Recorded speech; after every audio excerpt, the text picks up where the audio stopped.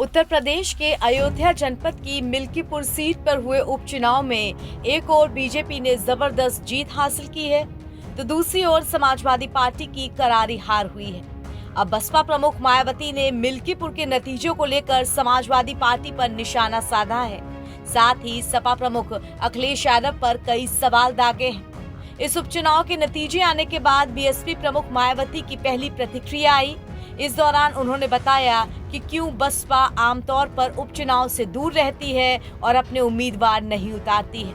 अपनी प्रतिक्रिया में मायावती ने कहा, सपा की मिल्कीपुर सीट पर 61,710 वोटों से करारी हार हुई है। अखिलेश यादव को जवाब देना चाहिए कि इतनी शर्मनाक हार कैसे हुई। उन्होंने आगे कहा कि हाल ही में यूपी की 9 सीटों पर उपचुनाव हुआ था। इसके बाद अखिलेश यादव ने अपनी हार का ठीकरा बसपा पर डालकर बचने की कोशिश की थी।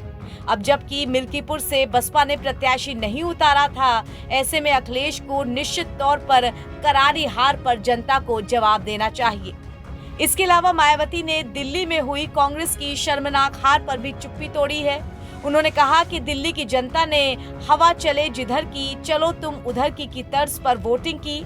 दिल्ली में भाजपा के पक्ष में एक तरफा वोटिंग हुई, तो अब केंद्र की बीजेपी सरकार पर उत्तरदायित्व बनता है कि वो दिल्ली की लगभग 2 करोड़ जनता से किए गए जनहित पर जन कल्याण के तमाम वादों और गारंटियों आदि को पूरी ईमानदारी और निष्ठा के साथ पूरा करे। वैसे अगर देखा जाए तो दिल्ली की आम आदमी पार्टी और बीजेपी में हर स्तर पर लगातार जबरदस्त राजनीतिक द्वेष, संघर्ष व टकराव हुआ है। इस वजह से दिल्ली का विकास भी नहीं हो पाया। इसका खामियाजा खासकर गरीब और मेहनतकश परिवारों व अप्रवासी लोगों को उठाना पड़ा। मायावती ने कहा कि बसपा कभी भी अपनी विचारधारा से समझौता नहीं करती है, न ही सत्ता के लिए सिद्धांत छोड़ती है। दिल्ली चुनाव के परिणाम हमारे संघर्ष को और मजबूत करेंगे। इसी कड़ी में मायावती ने आगे कहा कि बहुजन समाज पार्टी समाज के अधिकारों और सामाजिक न्याय की लड़ाई पूरी मजबूती से जारी रखेगी। कोई भी बाधा हमें रोक नहीं सकती। अम्बेडकरवादी लोगों को निराश होने की जरूरत नहीं है, क्योंकि ये तो जाहिर है कि अम्बेडकरवादी लोगों के आत्मसम्मान और स्वाभिमान के सामाजिक राजनीतिक संघर्ष को जातिवादी पार्टियां इतनी आसानी से कभी भी सफल नहीं होने देंगी। दरअसल दिल्ली के चुनाव में बसपा 0 पर रही। लगातार फ्लॉप हो रही पार्टी की परफॉर्मेंस इस बार AIMIM से भी नीचे चली गई।